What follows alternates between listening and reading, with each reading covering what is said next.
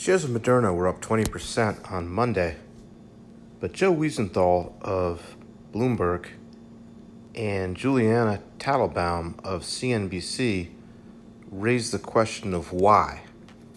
Of course, Moderna applied for clearance for its vaccine on Monday, but we knew about its vaccine and its success 2 weeks ago. Juliana Tattlebaum's theory was that retail investors had been piling into the stock and driving it up. So let's look at ways you can limit your risk and still get some more gains in Moderna from here.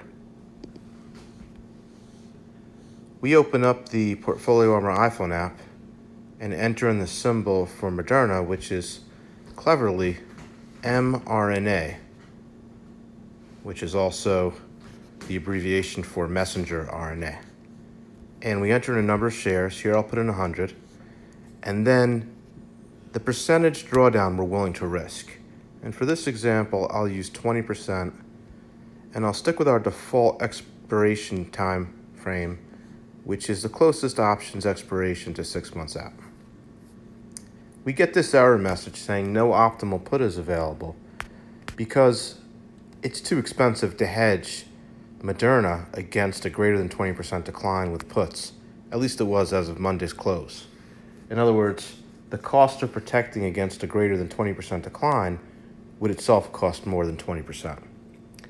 However, if we're willing to cap our possible upside, here I'll put in 53% because I've tried this before.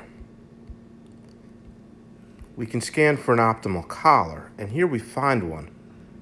And as you can see, the net cost here is negative $1,260, or negative 9.92% of position value. That means that if you were to open this hedge, and to be conservative, if we assume you bought the puts at the ask and sold the calls at the bid, you would have received a net credit of $1,260. So your maximum upside over the next 7 months or so would be about 63%, and your worst case scenario would be 20%. So something to consider if you're long Moderna.